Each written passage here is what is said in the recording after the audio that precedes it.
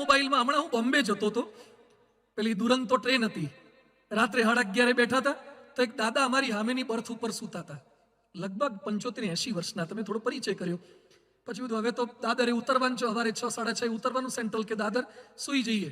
હું જોતો તો દાદા કરે છે હું, તે દાદાએ હેન્ડ્સ ફ્રી કાઢી કાનમાં ભરાઈ, અને દાદા 80 વર્ષના દાદા રાતે આમ 11:30 શરૂ કર્યું. બોલો ટચ સ્ક્રીન.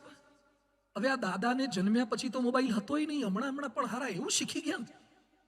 હવે તો મોટી ઉંમરના ડોહા ડોહી બેઠા ગહતા હોય છે, આમ ગહતા હોય છે. હવે તો વોટ્સએપમાં નથી કંઈક આવતું, પેલા ચિમ્પાન્જી આમ જોતા હોય છે.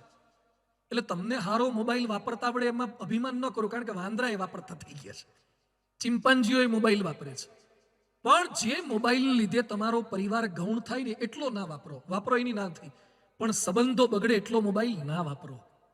સમય આપો, પરિવારને સમય આપો, સુખમાં યાદ કરો, દુઃખમાં યાદ કરો, પરિવારના સભ્યોને આદર આપો, માન આપો. સરદાર વલ્લભભાઈ પટેલ કોર્ટમાં કેસ લડતા હતા અને માતુશ્રી આવ્યા, માતાને પગે લાગી ગયા, એની ખબર કાઢે, ખબર અંતર પૂછે. પરમ પૂજ્ય પ્રમુખ સ્વામી મહારાજ, અમે 1200 સંતો અને દેશ વિદેશમાં લાખો હરિભક્તો, એક હરિભક્ત માટે એટલો એમણે સમય આપ્યો છે, એટલો પ્રેમ કર્યો છે, એટલી લાગણી એમને દરેક માટે હતી. કોઈક સાજા માંદા હોય ત્યારે ત્યાં પહોંચી જવું, એના ખબર અંતર પૂછવા. આ સ્વામીજીએ સંસ્કાર આપ્યા હતા. એટલે પ્રમુખ સ્વામીજી ધામમાં ગયા ત્યારે સારંગપુરમાં એમના અંતિમ દર્શન માટે 3 દિવસમાં 25 લાખ લોકો આવ્યા હતા. 25 લાખ લોકો. આ પ્રમુખ સ્વામી મહારાજનું ઇમોશનલ બેંક બેલેન્સ હતું. તમે ડિપોઝિટ કંઈ કર્યું ના હોય તો વિથડ્રો શું કરી શકો? તમે કોઈ દિવસ અંદર જમાત નથી કરાયું તો ઉપાડ કરી તે મળશે તમને. બીજું છે લોયલ વિથ ફેમિલી, પરિવારને વફાદાર રહો. એકવાર માછલીના બચ્ચાએ એની મમ્મીને પૂછ્યું કે મમ્મી, આપણે પાણીમાં રહેવાનું, પાણીમાં જ સ્કૂલ, પાણીમાં જ લગ્ન, પાણીમાં જ ફરવાનું, અને માણસો બધા જમીન પર કેમ રહે? માછલીએ જવાબ શું આપ્યો કે જે ફિશ હોય પાણીમાં રહે, સેલ્ફિશ હોય જમીન પર રહે. જે સ્વાર્થી હોય, થોડાક સ્વાર્થ માટે ગમે ત્યારે ગમે તેને દગો લઈ શકે, એનું નામ માણસ છે. પણ આજે મારી વાત એ કરવી છે કે સાપ ગમે તેટલી જગ્યાએ વાંકો ચાલે પણ દરમાં તો સીધા થવું પડે. એમ બહાર ગમે તેટલા કદાચ દોષો, સ્વભાવ, પ્રકૃતિ આપણા છતાં થઈ જતા હોય, પણ પરિવારના સભ્યોને વફાદાર રહેજો. વફાદારી એટલે ખોટું બોલાય નહીં, પણ આપણને અંગ્રેજી સિસ્ટમે તાલીમ જ ખોટી આપી. નાના હતા તાર છોકરાઓને કવિતા કઈ શીખવાડી? Johnny Johnny what papa, eating sugar no papa, open your mouth. અરે મોઢું ખોલ્યું તો અંદર ખાંડ હતી, અને ટેલિંગ લાઈ, ખોટું બોલતો હતો. પહેલેથી છોકરાઓને ખાંડ ખાવાની પણ બાપ આગળ ખોટું બોલવાની કવિતાઓ શીખવાડી, એટલે મોટા થઈને ખાંડ ખવડાવે ને. તાલીમ જ આપણી આ થઈ. છોકરાઓ ખોટું બોલે, અભ્યાસના બાને ખોટું બોલે, મોજશોખ કરીને ખોટું બોલે, ચેટિંગ ડેટિંગ કરતા હોય. પથારીમાં તમારી હાજરીમાં એ જુદું વાંચે છે. તમારી હાજરીમાં બુક હોય છે, તમારી ગેરહાજરીમાં ફેસબુક હોય છે. ચેટિંગ ડેટિંગ, સંબંધો જુદા. તો એટલી વફાદારી કેમ આપણે રાખી શકતા નથી? વફાદારી એટલે ખોટું બોલે નહીં. રામ 14 વર્ષનો વનવાસ આવ્યો, પણ જે પિતાને વચન આપ્યું હતું કે જંગલ સિવાય ક્યાંય નહીં જવું, તો શૃંગવેરપુરમાં પણ ન ગયા ને લંકા જીત્યા પછી લંકામાંય ન ગયા. ગાંધીજી વિલાયત અભ્યાસ કરવા માટે ગયા અને માતાને પ્રોમિસ આપ્યું હતું કે દારૂને હાથ નહીં અડાડું. તો ગાંધીજીને અંગ્રેજો સમજાવતા જતા દારૂનો સ્પર્શ નથી કર્યો. જાદુગર કેલાલ રાજ કપૂરની પાર્ટીમાં ગયા, પણ પૃથ્વીરાજ કપૂર એના બાપને વચન આપ્યું હતું, એટલે એને દારૂના પ્યાલાને સ્પર્શ પણ નથી કર્યો. વચન જેને આપ્યું હોય ને એને પાળજો પાછા. પરમ પૂજ્ય પ્રમુખ સ્વામી મહારાજ સુંદલપુરામાં હતા અને હાર્ટ એટેક આવી ગયો 1983ના વર્ષમાં. આમાંથી જેને હાર્ટ એટેક આવ્યો એને દુખાવો ખબર પડે. સ્વામીજીને સુંદલપુરાથી વડોદરા લઈ જતા હતા અને રસ્તામાં અચાનક ગાડી ઊભી રખાવડાઈ પ્રમુખ સ્વામી મહારાજે. એટલે સેવકો પાછા ગભરાઈ ગયા, બીજી ગાડીવાળા તાત્કાલિક આવે, શું થયું? દુખાવો વધી ગયો. પ્રમુખ સ્વામીજી તૂટતા અવાજે, તૂટતા શબ્દોમાં શું બોલ્યા કે આણંદવાળા ડાયાભાઈ ગજ્જરના ત્યાં પારાયણમાં જવાનું આપણે કીધું છે, પણ મને હાર્ટ એટેકનો દુખાવો થયો છે, મને તાત્કાલિક તમે ડૉક્ટર પાસે લઈ જાઓ છો, તો હું પારાયણમાં નથી આવી શકતો, તો મારા બદલે માફી માગજો અને કોઈ બીજા પારાયણમાં તૈયાર ત્યાં જઈ આવજો. આને વફાદારી કહેવાય. એકવાર જેને વચન આપ્યું હોય એને કોઈ પણ ભોગે એને સાચવવાની વૃત્તિ છે. પરિવારને પૂછ્યા વગર નિર્ણય નથી લેવાનો. વનવાસનો સરસ પ્રસંગ આવે છે પાંડવોનો. પાંડવો જંગલમાંથી પસાર થતા હતા અને બધા સૂતા હતા. ત્યાં પેલો ચોકી કરવા માટે ભીમ જાગ્રત હતો અને ત્યાં એક બાઈ આવી, હિડિંબાઈનું નામ. અને હિડિંબાઈ ભીમને જોયો એટલે ભીમ ગમી ગયો. એટલે હિડિંબા કહે છે કે તું મને ગમે છે તો આપણા બેનું ગોઠવાઈ જાય સારું, આમેથી પ્રપોઝલ. એટલે ભીમ કે હજુ તો આપણે પહેલી વાર મળ્યા છીએ અને તું મને પ્રપોઝલ આપી દે છે લગ્નનું. તું એ દેખાવમાં તો હારી જ લાગે છે, પણ મારાથી મારા પરિવારના સભ્યોને પૂછ્યા વગર કશું કરાશે નહીં. આ આપણને શીખવાડ્યું છે વફાદારી એટલે. હમણાં એક ભાઈ મને મળ્યા, મને કે સ્વામી મારા ઘરેથી મારી દીકરી કોલેજની પરીક્ષા આપવા જવું છે એમ કહીને ભાગી ગઈ અને થોડાક સમય પછી ઘરમાં લેટર આવ્યો. લેટર શું આવ્યો કે મેં લવ મેરેજ કરી લીધા છે, કોર્ટ મેરેજનું કાગળિયું આવ્યું. મને કે 20 વર્ષ એને મોટી કરી અને લેશ માત્ર વિચાર ના આવ્યો એને આટલો દગો કરી દેવાનો. મુંબઈના એક હીરાના વેપારી, જેટલા વેપારી છે ધ્યાનથી સાંભળજો, થોડાક મહિના પહેલા મંદિરમાં આવ્યા હતા. કેમ્પસમાં 2-3 દિવસ ફરતા દેખાયા. મેં બોલાયા, પૂછ્યું તું કેમ કામે આવવાનું થયું તું? તો રડવા માંડ્યા. ઓફિસમાં બોલાયા, તું શું તકલીફ છે? મને કે સ્વામી મારી દીકરી બોમ્બેમાં ભણતી હતી, કોઈકે મને કીધું કે ગુજરાત સંસ્કારી રાજ્ય છે એટલે ગુજરાતમાં ભણવા મૂકો. એટલે મેં ગુજરાતમાં 11-12માં મૂકી. એમાં એને 11મા ધોરણમાં એની સ્કૂલના શિક્ષક સાથે પ્રેમ થઈ ગયો. 11મા ધોરણમાં ભણતી છોકરીને એનાથી 15 વર્ષ મોટા સ્કૂલના શિક્ષક સાથે પ્રેમ થઈ ગયો. એટલે મેં ઉઠાઈ લીધી, પાછી બોમ્બે લીધી. 12મું ત્યાં પૂરું કરાયું, કોલેજ પૂરી કરી અને બીકોમ પૂરું થયું ત્યારે ભાગી ગઈ છે. તપાસ કરતા ખબર પડી કે શિક્ષક સાથે લગ્ન કરી લીધા છે. એ શિક્ષકના બીજા લગ્ન છે. બહુ જ રડ્યા. મને કે સ્વામી મને મળવાની ના પાડે છે. એટલે મેં કમિશનર ગેહલોત સાહેબ હતા, એને વિનંતી કરી. 5 કલાક સુધી આ પતિ પત્ની એની સગી એકની એક દીકરીની સામે બેઠા છે. 5 કલાક રડ્યા છે. એ છોકરીની આંખમાંથી આંસુનું એક ટીપું પડ્યું નથી. મને કે સ્વામી બોમ્બેમાં મારો કરોડોનો બંગલો છે, હીરાનો મોટો વેપારી છું, દીકરીને 21 દેશમાં ફેરવી છે, વાઈફાઈ વાળી રૂમ છે, લેપટોપ છે, સારી ગાડી છે, આટલું આપ્યું, પણ છતાં મારી દીકરી અમને દગો કેમ દીધો? તમે એને બધે લઈ ગયા પણ હાથ પકડીને ક્યારે મંદિરે નહોતા લઈ ગયા કે પાલનપુરની પારાયણમાં નહોતા લાયા એટલે તકલીફ થઈ છે. કોઈ દિવસ સંતોની કથા નહીં સંભળાઈ એટલે આ તકલીફ થઈ છે. વફાદારી આ છે. પોતાના મા બાપને દગો કેમ દઈ શકાય? પોતાની પત્નીને દગો કેમ દઈ શકાય? હમણાં થોડાક મહિનાથી મને અમદાવાદથી એક બાળકનો ફોન આવે છે. ધ્યાનથી સાંભળજો શું ઘટનાઓ સમાજમાં બની રહી છે. એક નાનકડો છોકરો, હું ઓળખું નહીં એને, અને કાલી ગલી ભાષા બોલે. મને કે સ્વામી પપ્પા ઘરે નથી આવતા, કંઈક કરો ને. હું એને ઓળખું નહીં, પપ્પા ઘરે નથી આવતા, અમદાવાદમાંથી બોલે. મારે કઈ રીતેનો સંપર્ક કરો? બધું પપ્પા ઘરે કેમ નથી આવતા? મને કે મમ્મી સાથે બગડ્યું છે એટલે ઘરે નથી આવતા. પછી મેં તારા ઘરમાં બીજું કોઈ મોટું છે પુરુષ સભ્ય તો મને વાત સમજાવે. એના દાદાએ ફોન હાથમાં લીધો. એના બાપ 70 વર્ષના મારી આગળ રડતા રડતા બોલ્યા, મને કે સ્વામી મારો દીકરો 1 મહિનાથી ઓફિસેથી ઘરે નથી આવ્યો. તું કેમ નથી આવતા? મને કે ઓફિસમાં એની સાથે એક બાઈ કામ કરે, એની સાથે લફરું થયું છે એટલે ઘરવાળી ગમતી નથી, હવે બહાર જે ફર્યા કરે છે. બાપ રડે છે, પેલી બાઈ રડે છે, આ નાનકડો બાળક રડે છે. હું હમણાં જ અમદાવાદ મીટિંગ માટે ગયો તો એ છોકરાને મેં બોલાયો, એની સાથે અડધો કલાક બેઠો. તો તને ભાન પડે છે યાર?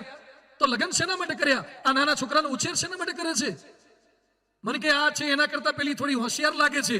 તો એના કરતા ત્રીજી હોશિયાર આવશે, એના કરતા ચોથી હોશિયાર આવશે.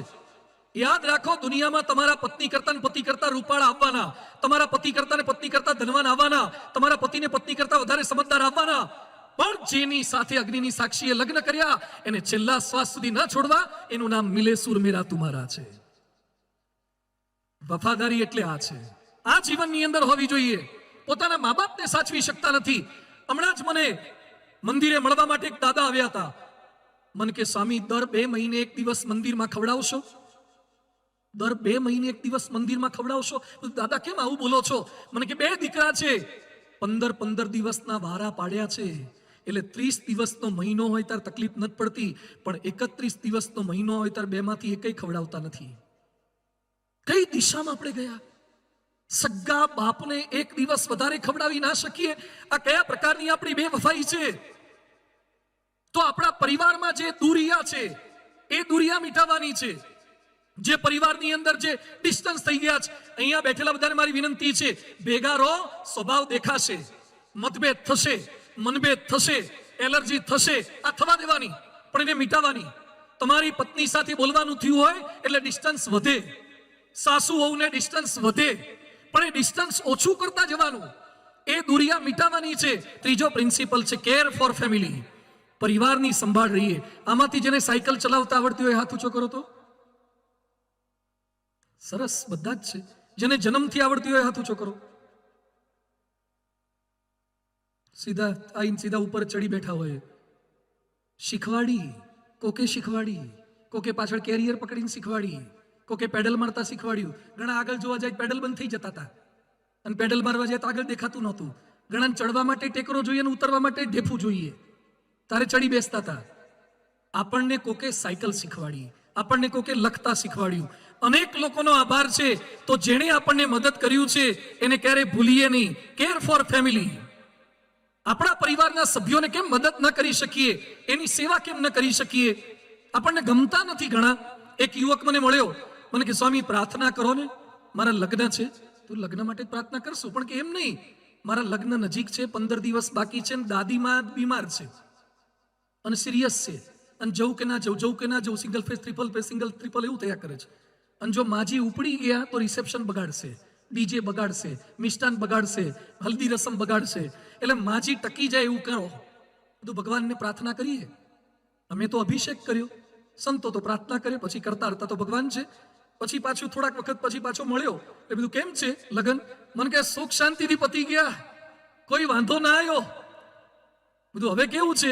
મને કે સ્વામી પ્રાર્થના કરો ને, 15 દાડાની વાત હતી, 1.5 મહિનો થયો, હવે જવાનું નામ લેતા નથી. ટકી ગયા કે વધારે પડતું ટકી ગયા? આપણને ઘરમાં કોઈ ખંટાતા નથી, વધારે રહે છે, એ તકલીફ છે. તો પરિવારની સેવા, પરિવારની સંભાવના કરવાની છે, એની માગણીની સંભાળ. પરમ પૂજ્ય પ્રમુખ સ્વામી મહારાજે ઇન્દોર IIM ના ડાયરેક્ટર રવિચંદ્રન સાહેબ આવ્યા, એમને કીધું સાહેબ આરામ કરીને જજો. પછી કે છે તમને તો આરામ મળશે, પણ તમારા ડ્રાઈવરને પણ આરામ મળી જાય, એટલે તમે આરામ કરીને જજો. ઇન્દોર IIM ના ડાયરેક્ટર બોલ્યા, this is what we do not teach to IIM to care for people. અમે બીજું શીખવાડીએ છીએ, પણ માણસોની સંભાળ રાખવાનું તો પ્રમુખ સ્વામી મહારાજ પાસેથી શીખવા મળ્યું છે. સંભાળ એટલે આ છે, એની માગણીની સંભાળ, એની લાગણીની સંભાળ. આંસુઓના પડે પ્રતિબિંબ એવા દર્પણ ક્યાં છે, અને કહ્યા વિના સમજે એવા સગપણ ક્યાં છે? કહ્યા વગર સમજી જાય. એક બાઈ બાદરામાં એના દીકરાને લઈને પ્રમુખ સ્વામી મહારાજ પાસે આવ્યા અને કે સ્વામીજી એને ભણાવો છે, આશીર્વાદ આપો, ડોક્ટર બનાવવો છે. સ્વામી કે પહેલા એને પૂછો જ ખરા કે એને શું બનવું છે? એ કે ના, કે મારે કોઈ પણ પગલે ડોક્ટર બનાવો જ છે. સ્વામી કે એને પૂછો તો ખરા. સ્વામી કે તારે શું થવું છે? એ કે બાપા મારે એન્જિનિયર થવું છે. સ્વામી કે આગ્રહ ન કરો, એને ડોક્ટર કરવાનો, એન્જિનિયર કરો. આપણે બધા છે ને ફ્રેમ ફિટ જ રાખીએ છીએ અને ફોટા કાપ કરીએ છીએ. ફ્રેમ ફોટા પ્રમાણે બનાવાય. ઘણા પોતાની ફ્રેમમાં પત્નીને ફિટ કરે, દીકરાને ફિટ કરે, એ રીતે સેટ કરે છે. સુરતના એક ભાઈએ મોટો બંગલો લીધો, પત્નીને ગમ્યું નહીં, એટલે પ્રમુખ સ્વામી મહારાજ પાસે આવ્યા અને કે સ્વામી આટલો મોટો બંગલો લીધો, સારો બંગલો લીધો, તો એ પત્નીને ફાવતું નથી, હવે ઘર બદલવાની વાત કરે છે. સ્વામી કે નથી ફાવતું, બદલી નાખો ને. તો પેલા ભાઈ કે સ્વામી એ જ એરિયામાં બીજો સારો છે, ત્યાં લઈ લઉં. સ્વામી કે બીજો સારો લો, પણ પેલા એને બતાવીને લેજો. રહેવાનું જાજુ એને જ, એને બતાવીને લો, એને ગમે છે કે નહીં. જો આ કેર છે, સંભાળ છે, લાગણી છે, આપણે એ નથી કરી શકતા. ન ધરા સુધી, ન ગગન સુધી, ન ઉન્નતિ, ન પતન સુધી. અહીં આપણે તો જવું હતું બસ એકમેકના મન સુધી. આકાશમાં જતા શીખી ગયા આપણે, પણ બીજાને સમજતા નથી શીખી શક્યા. ધ્યાનથી સાંભળજો. એક હીરાના વેપારીનું મૃત્યુ થયું, હીરાનો કારીગર, એનું મોત થયું. એની પત્નીને બાળક 2 જ હતા. એની પત્નીએ તપાસ કરી તો ઘરમાંથી એક પડીકું મળ્યું. પડીકું ખોલ્યું તો હીરા દેખાયા. એટલે પત્નીને એમ થયું કે હવે ઘર ચલાવવા માટે પૈસા તો જોઈશે. પતિ તો મરી ગયા, હું તો હીરા ઘસી શકું એમ નથી, તો આ હીરા વેચી નાખીએ તો ઘર ચાલે, છોકરા ભણે. એટલે એનો ભાઈ પણ હીરા જ ઘસતો હતો. એટલે એને બોલાયા કે ભાઈ મારા પતિ તો ગુજરી ગયા છે, પણ હીરાનું એક પડીકું ઘરમાંથી હાથ આવ્યું છે ને મોટું પડીકું છે, તો તું હીરાનો વેપાર કરે છે, આટલા મને વેચી આપ ને પૈસા આપ, તો એમાંથી મારું ઘર ચાલે. પેલા ભાઈએ હીરાનું પડીકું ખોલીને જોયું, પછી મલકાયો, પછી બંધ કરીને પાછું આપી દીધું. કે છે બેન હીરા રાખ તારી પાસે, વેચવા નથી, હું બેઠો છું ને, ભાણિયાને ભણવાની જવાબદારી મારી છે, તું ચિંતા ના કરીશ. ધીમે ધીમે ઘર ખર્ચ બધું આપતા ગયા. પેલો ભાણિયો મોટો થયો અને ભાણો પાછો શીખ્યો હીરાનું જ, હીરા પારખું થઈ ગયો. પછી એની માએ કીધું બેટા તારા બાપુજી તું નાનો હતો તારે મરી ગયા હતા, અને એ વખતે હીરાનું પડીકું મૂકીને ગયા હતા. મેં ખોલ્યું હતું પણ મામાએ ના પાડી હતી કે હાલ નથી, ઘરનું ગુજરાન તો હું ચલાવીશ. હવે તું હીરા શીખી ગયો, તને બતાવું કે કેવા હીરા તારા બાપ મૂકીને ગયા છે, તો આપણે નવી ગાડી મકાન માટે તારા લગ્નમાં કામ લાગે. એની માએ જેવું પડીકું બતાવ્યું અને છોકરાએ હાથમાં લીધું, બધું ફેંકી દીધું. એની માં કે બેટા શું કરે છે, આ હીરા કેમ ફેંકી દીધા, તારા બાપ મૂકીને ગયા હતા? એ કે નો, હીરા કાચના ટુકડા છે.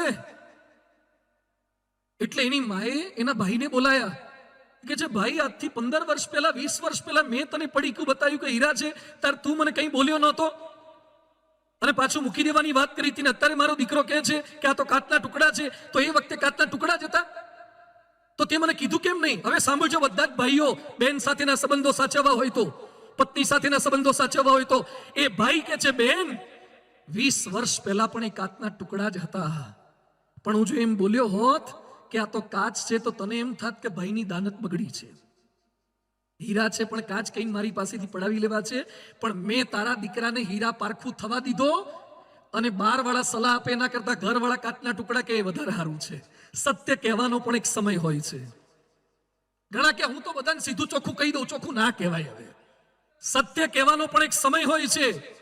તો સંભાળ એટલે આ છે, કેર એટલે આ છે, નિસ્વાર્થ ભાવે પરિવારના સભ્યો સાથે જોડાવાનું છે. ચંદ્ર પર કે મંગળ ઉપર છુપાયેલા પાણી શોધવાનો પ્રયત્ન કરીએ છીએ, પણ પરિવારના સભ્યોની આંખમાં પાણી જોવાનું રહી જાય છે. ચંદ્ર પરનું પાણી, મંગળ પરનું પાણી બહુ કામ નહીં લાગે. પતિ પત્નીની આંખમાં કે બા બાપુજીની આંખમાં ક્યાંક પાણી ડોકાય ને, એ થોડુંક જોવાનો પ્રયત્ન કરજો. અને ચોથો મુદ્દો છે બેર ફોર ફેમિલી, પરિવાર માટે સહન કરો. બહુ સરસ વાત છે. પરિવાર માટે થોડુંક સહન કરતા શીખીએ. અમદાવાદમાં એક બાપે દીકરીને કિચન લેવાની ના પાડી તો ઘર છોડીને જતી રહી. રાજપીપળામાં માતાએ પુત્રને ટીવી જોવા માટેના, ફિલ્મ જોવાના પૈસા ના આપ્યા, માતાની હત્યા કરી દીધી. ઝારખંડમાં એક છોકરાએ જેગુઆર ગાડી લેવાની વિનંતી કરી બાપને કે મને જેગુઆર લઈ આપો. BMW તો હતી જ, તો કે મને BMW નથી ફાવતી, જેગુઆર જોઈએ છે. એના બાપા કે BMW નવી છે, આ વાપર, પછી જેગુઆર લાવશું. આ ગુસ્સામાં આવી ગયો અને મોટી એક કેનાલ પસાર થતી તેની બાજુમાં જે BMW લઈ ગયો અને ધક્કો મારીને અંદર નાખી દીધી. બોલો, પણ સેજ મારા બાપુજીએ મારું ગમતું ન કર્યું, સહન કરી શકતા નથી. એકવાર એક ઘરની અંદર પત્ની દાળ પીરસવા ગયા. પતિદેવો સાંભળજો ધ્યાનથી, પત્ની દાળ પીરસવા ગયા, એમાં રોટલી પર દાળનો છાંટો પડ્યો. અને અમુકને એવી ટેવ હોય છે, સેજ છે ને સેજ છાંટો ચલાવી ના લે. એમાં પતિ ગુસ્સે થઈ ગયા કે આટલા વખતથી પીરસે છે ને પીરસતા આવડતું નથી, રોટલી કૂણી કરી નાખી, ભીની કરી નાખી, હવે કડક નહીં રહે, મજા નહીં આવે. અને પત્ની ઉપર ગુસ્સે થઈ ગયા, પત્નીને લાફો માર્યો. બહુ હિંમત વાળા હતા એટલે લાફો માર્યો. એ જ વખતે એના હાળાનો પ્રવેશ થયો. કોણ જાણે ટાઈમે જ આયા ભૈરાજ. અને એના ભાઈએ જોયું કે મારી બેન ઉપર હાથ ઉપાડે છે, મારી ગેરહાજરીમાં ઉપાડે છે, તો રોજ તો કેવું મારતા હશે. એટલે બંને ત્યાં બથમ બથા આવી ગયા, મારામારી થઈ ગઈ, કેસ કરી દીધો. પેલા ભાઈને 7 મહિના જેલ થઈ પતિદેવને, અને 7 મહિના સુધી રોજ રોટલી દાળમાં પલાળીને ખાય છે. કારણ કે જેલની રોટલીઓ જોઈ છે, એને પલાળવી જ પડે, એમાં છાંટો દાળ ના ચાલે, આખી દાળ જોઈએ. તો થોડો છાંટો ચલાવી લીધો હોત તો, પણ આ ચલાવી ના શક્યા, સહન નથી કરી શકતા. એકવાર પતિ પત્ની વચ્ચે ઝઘડા બહુ થતા હતા, એટલે મનોચિકિત્સકે પત્નીને કીધું કે ભૂલ થાય, પતિને માફ કરવા, થોડું ઘણું સહન કરો. તો પત્ની કે નહીં જ કરું. એ કે ભગવાન આવીને કહેતો તોય નહીં કરું. એટલે પણ ભગવાન કહેતો, એ કે ભગવાન કહેશે તોય નહીં કરું. કેમ? કારણ કે ભગવાને મારા પતિને બનાવ્યો છે, પરણ્યા નથી ને એની જોડે. પરણે જ ખબર પડે કે પતિ જોડે કેમનું રહેવાય છે. દુનિયાના તમામ માણસને લગભગ એમ લાગે છે કે આ તો હું સહન કરું, બાકી બીજું કોઈ સહન કરે નહીં. બધા એમ જ માનતા હોય છે કે મારા જેવું લગભગ કોઈ સહન કરે નહીં. અરે રામ ભગવાને શું સહન કર્યું હતું? 14 વર્ષ જંગલમાં જવાનું, કઈ કઈનો બદલો લેવાની વાત નથી કરી. લક્ષ્મણે નિસ્વાર્થ ભાવે સહન કર્યું. હવે ધ્યાનથી સાંભળજો, લક્ષ્મણે શું સહન કર્યું.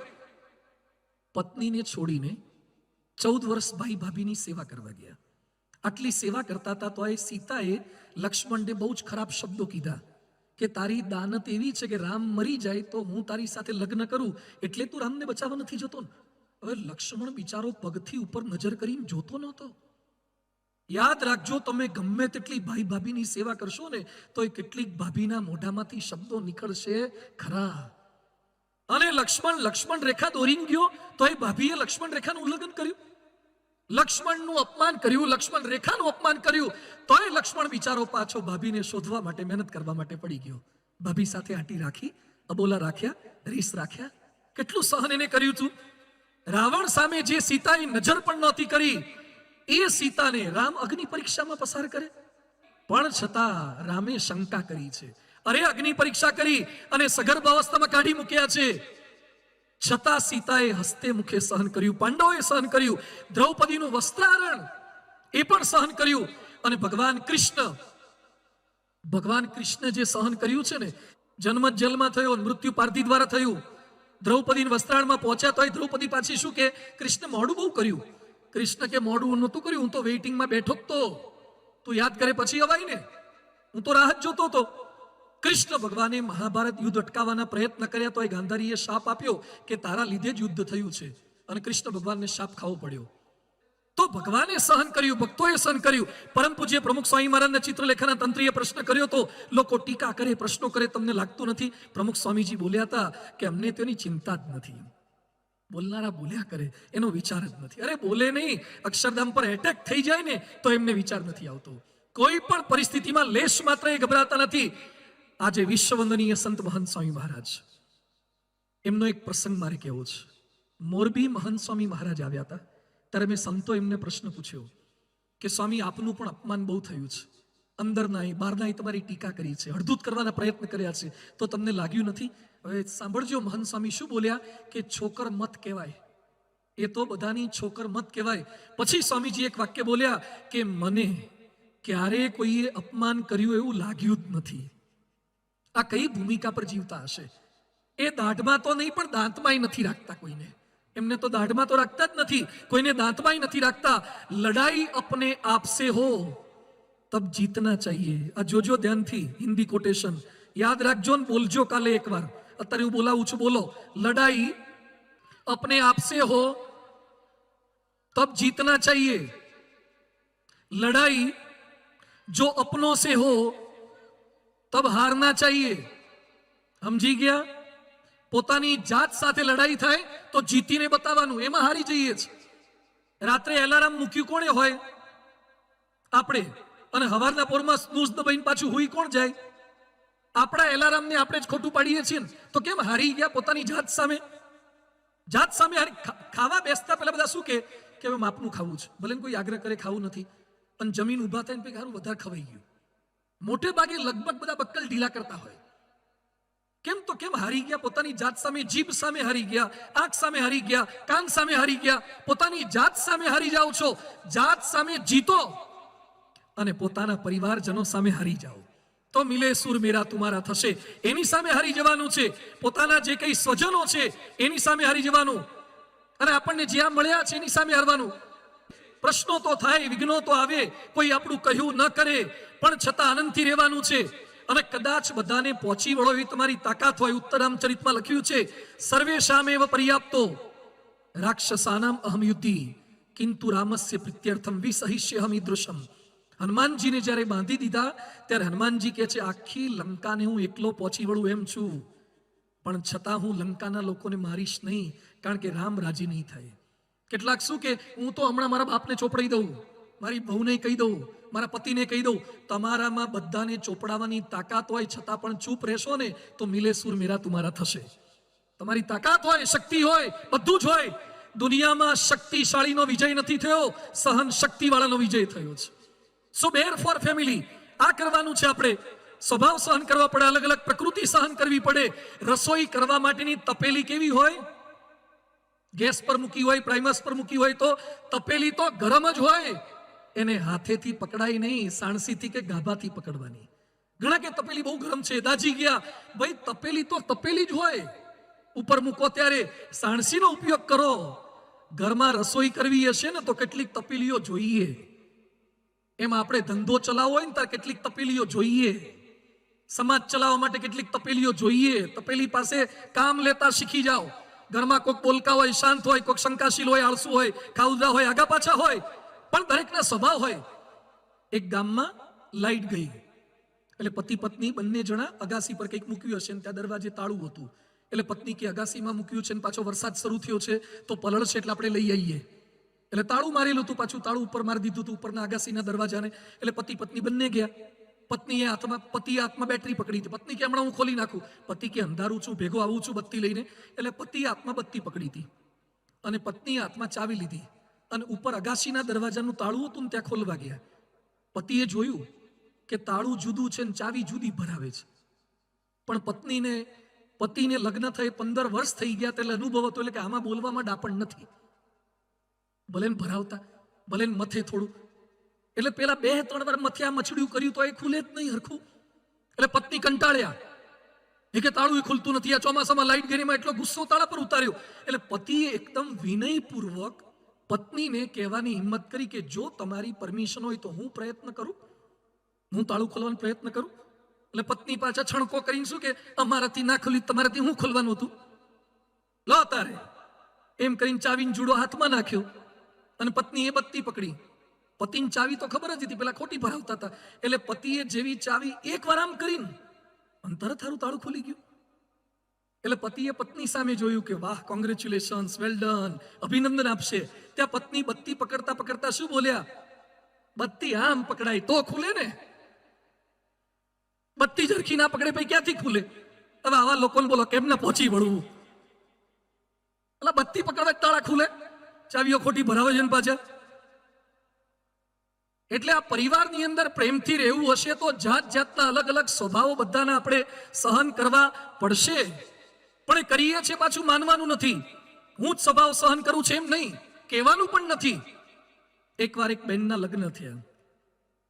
લગ્ન થયા પછી એમણે પતિ સાથે શરત એવી કરી કે હું મારા બાપુજીના ત્યાંથી એક સુટકેસ લઈ આવ્યું છું. પહેલા તો પેલી પેટી લાવતા હતા, લોઢાની પેટી લાવી છું અને હું જ્યાં સુધી ન કહું ત્યાં સુધી તમારે આને અડવાનું નહીં. પતિ કે વાંધો નહીં, પિયરમાંથી લાવી છે તો આપણે હું માથાકૂટ કરવી. એટલે પેટી લાવીને મૂકી દીધી. 5 વર્ષ, 10 વર્ષ, 15 વર્ષ, 50 વર્ષ થઈ ગયા. પત્નીએ સામેથી બોલે નહીં. પતિ કે આપણે શું કરવા સામેથી કોકની દાઢીમાં હાથ નાખવાનું, શું કરવા હળી કરવી, નથી જોવી એની પેટી. પછી પત્નીનો અંતિમ સમય નજીક આવી ગયો. પત્ની બીમાર પડ્યા એટલે પતિ બાજુમાં બેઠા હતા. અંતિમ સમય હતો એટલે પત્નીએ કીધું પેલી પેટી ઉપર મૂકી છે, 50 વર્ષ થઈ ગયા, આજ સુધી તમે ખોલવાનું નથી કીધું, એ બદલ અભિનંદન, પણ આજે હું કહું છું લાવો પેટી હેઠે લાવો. એટલે પતિ હેઠી લાવ્યા. પેટી ખોલી તો પેટીમાં 2 ઊનની નાની ડીંગલીઓ હતી. ઊનની બનાવેલી, બૈરાઓ બનાવે ને ઘરમાં, એવી ઊનની નાની ડીંગલીઓ. 10 લાખ રૂપિયા હતા. એટલે પતિ તો એકદમ ખુશ થઈ ગયા અને આશ્ચર્યચકિત થઈ ગયા. એટલે પછી એને કીધું 10 લાખ રૂપિયાની બચત તે મને કીધા વગર કરી દીધી. ખરેખર તો સંયમી કહેવાય ને બચત કરનારી કહેવાય. એ કે 10 લાખ રૂપિયા તો તે બચત ના કર્યા હશે એ મને સમજાઈ ગયું, પણ આ ઊનની ડીંગલીઓ 2 કરી છે મને સમજાયું નહીં. આ ઊનની ડીંગલીઓ કેમ? એટલે પત્નીએ શું કીધું કે મારા જ્યારે તારી સાથે લગ્ન થયા ને ત્યારે મારી બાએ મને ટ્રેનિંગ આપી હતી કે જ્યારે જ્યારે તારા પતિ સાથે ના બને ને, ઝઘડો થાય, તને ગુસ્સો થાય, અબોલા લેવાનું મન થાય, છૂટાછીડા લેવાનું મન થાય, એ સમયે તારે પતિમાં ગુસ્સો કરતા કરતા ઊનની એક ઢીંગલી બનાવી દેવાની. સોયો હાથમાં લઈ અને ઊનની એક ઢીંગલી બનાવી દેવાની. એટલે ગુસ્સો પતિ પર જેટલો હોય ને એક ઢીંગલીમાં ઉતરી જાય. તો એની આ 2 ઢીંગલીઓ તને દેખાય છે. તારા પર મને ગુસ્સો આવ્યો, એની આ ઢીંગલીઓ બની તો પતિ તો રાજી થઈ ગયો. એ કે 50 વર્ષની આપણી ગૃહસ્થ જીવનમાં 2 જ વાર તને મારા પર ગુસ્સો આવ્યો તો તમારું વર્તન કેટલું સારું કહેવાય. 2 જ વાર તને મારા પર ગુસ્સો આવ્યો. પત્ની કે આ જે 10 લાખ દેખાયા ને ઢીંગલીઓ વેચી એમાંથી આયા છે.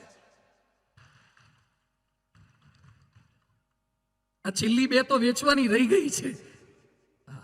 આ ઢીંગલીઓ વેચી એમાંથી કેટલું મેં સહન કર્યું છે. પણ યાદ રાખો, સહન કરો પણ કો નહીં. મિલે સુર મેરા તુમારા એટલે આ છે પરિવાર સાથે સહન કરવાની ભાવના, જતું કરવાની ભાવના. પરમ પૂજ્ય પ્રમુખ સ્વામી મહારાજ હોય કે પરમ પૂજ્ય મહંત સ્વામી મહારાજ એ શીખવાડે છે. 23 ફેબ્રુઆરી 2019 ના રોજ મહંત સ્વામી મહારાજ પૂનામાં હતા અને રંગોળીમાં એક વાક્ય લખેલું હતું, સંપ રખને કે લીએ ઝુકના હોતા હૈ, સહના હોતા હૈ. દુનિયા આપણને શીખવાડે કે કભી ઝુકેગા નહીં. શું શીખવાડે? જો ઝુકેગા નહીં વો ટીકેગા નહીં. दुनिया सिखवाड़े छे झुकेगा नहीं. અને महंत स्वामी महाराज કહે છે संप रखने के लिए झुकना होता है, सहना होता है, दूसरों को जीताना होता है और स्वयं को हराना होता है. આ જોઈને महंत स्वामी महाराज राजी થઈ ગયા હતા. Make a relation which never ends. એવા રિલેશન બાંધો જે ક્યારે પૂર્ણ ન થાય. આપણે પણ આપણા પરિવારમાં પતિ પત્ની સાસુ વહુ નણંદ ભોજાઈ ભાઈ ભાભી કંઈ પણ કહી ગયા હોય છતાં પણ એ સંગ્રહિત ન કરી રાખવું, સહન કરવાની ભાવના સાથે જીવન જીવવાનું છે. અને પાંચમો મુદ્દો છે રેપ્યુટ ફોર ફેમિલી. પરિવારનું ગૌરવ વધારીએ. મિલે સુર મેરા તુમારા એટલે રેપ્યુટ ફોર ફેમિલી. તમારા પરિવારનું ગૌરવ વધે એવું તો કંઈક કરો. તમારા નામની પાછળ તમારા બાપનું નામ પણ લાગે છે, તમારા નામની પાછળ તમારા ગામનું નામ પણ લાગે છે, તમારા નામની પાછળ તમારી અટક પણ લાગે છે, તમારા નામની સાથે સાથે ક્યાંક તમારા સગાવાલાના નામ પણ જોડાયેલા છે. બધાનું ગૌરવ વધે એવું કંઈક કરીએ. એક ઉદ્યોગપતિ મને મળ્યા, મને કે સ્વામી મારો દીકરો ઘરની બહાર એના મિત્રો સાથે હુકો પીતા પકડાયો. 8મા ધોરણમાં ભણે છે અને હુકો પીતા પકડાયો. છોકરાને મેં બોલાયો, પકડ્યો બધાને. હુકો ક્યાંથી લાયા? તો પડોશીના છોકરા એમ બોલ્યા કે કાકા તમારા છોકરાએ જ હુકો લીધો છે, 35,000નો હુકો. 35,000નો હુકો લીધો. અને નવી પેઢીને કંટ્રોલમાં કરવી ને અતિશય અઘરી છે. નવી પેઢીને હમણાં એક ભાઈ એના છોકરાને મારી પાસે આયા, મને કે સ્વામી મારો દીકરો કયું નથી કરતો. તું શું થયું છે? મને કે બાઇક માગે છે, બાઇક જોઈએ છે ને. તું સગવડ હોય તો લઈ આપો. મને કે ના હજી તો એ 8માં ભણે છે, તો ના લઈ આપતા. 8માં ભણે છે ને બાઇક શાનું લઈ આપવાનું? મને કે જીદ લઈને બેઠો છે કે બાઇક લઈ આપો, નહીં તો હું 4 વ્હીલ નીચે ટ્રક નીચે ઘૂસી જઈશ ને મરી જઈશ. એકનો એક દીકરો છે ને બાઇક માટે જીદ લઈને બેઠો છે. તો પછી એને લઈ આવજો ત્યારે ફ્રી પડે ત્યારે, સ્કૂલેથી આવે ત્યારે. મને કે સ્કૂલે ક્યાં જાય જ છે? એને તો પ્રતિજ્ઞા લઈ લીધી છે, પહેલું બાઇક પછી સ્કૂલે જવામાં નહીં આવે. સ્કૂલ બંધ કરી દીધી છે. તો તું ઘરે હોય તો પછી લઈ આવે. મને કે બહાર જ બેહાડ્યો છે સેમ્પલને, પહેલા તમને મળવા આવ્યો છું. હવે એને સમજાવો, તમે બહાર નીકળો, એને મોકલો અંદર. એટલે પહેલા મારી પાસે આવ્યો અને પહેલા એટલી હેત પ્રેમથી મેં વાતો કરીને તમારા જેવા કોઈ કાજુ કતરી આપી ગયા હતા. તે 2-3 તો મેં મોઢામાં મૂકી, કારણ કે પહેલા દાઢી કરતા પહેલા પલાળવું પડે ને, થોડું કૂણું તો કરવું પડે ને, સીધું રેઝર થોડું મરાય. એટલે મેં પહેલા કાજુ કતરી ખવડાવી, બધો પરિચય પૂછ્યો, હાવભાવ કર્યા, સરસ બધી વાત. 20 મિનિટ સુધી દાખલા, દલીલ, લોજિક, સાયન્સ, સ્પિરિચ્યુઆલિટી એની સાથે એટલું સરસ સમજાયું ને. પછી 20 મિનિટ પછી એ છોકરો મને શું કે, મને કે સ્વામી શું તમે બોલો છો? શું તમારી શક્તિ છે? શું બુદ્ધિ શક્તિ છે તમારી અંદર? Logic power.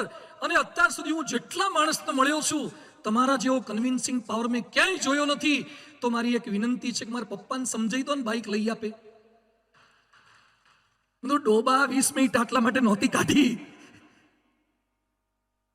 આ નવી પેઢી આ છે, એને મારે ને તમારે બધાય કંટ્રોલમાં રાખવાના છે, એને બદલવાના છે, એને સુધારવાના છે.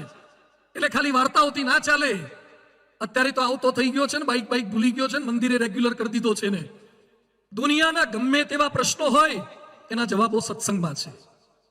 તમારા પરિવારનું ગૌરવ વધારી શકે એવા દીકરા તૈયાર કરવા છે, એ સત્સંગમાંથી શીખવા મળશે. આ ભાઈ મને કહે છે મારો દીકરો 35,000નો હુકો લાયો. ગુજરાતમાં જે ડ્રગ્સ વધ્યું છે ને, 30,000 કરોડનું ડ્રગ્સ પકડાયું છે. અમદાવાદની અંદર ડ્રગ્સ પીનારા, ડ્રગ્સ ખાનારા, ઇન્જેક્શન લેનારા, અરે ડ્રગ્સ લેનારા નહીં, ડ્રગ્સ વેચનારા વધી ગયા છે. અમદાવાદના પોલીસ કમિશનર બોલી ગયા કે કેટલાની સ્કૂલ બેગો અમે ચેક કરીએ, સ્કૂલ બેગે ડ્રગ વેચવાનો ધંધો શરૂ થઈ ગયો છે. જો ધ્યાન નહીં રાખીએ તો ગુજરાત અને ભારત કઈ દિશામાં આગળ પ્રગતિ નહીં અધોગતિ કરવાનું છે. આજે ફ્રેન્ડશિપ અને લવશિપના કુંડાળે ચડી અને મા બાપની આબરૂ ઓછી કરનારા કેટલા દીકરા દીકરીઓ છે, ભાગીને લગ્ન કરનારા કેટલા છે.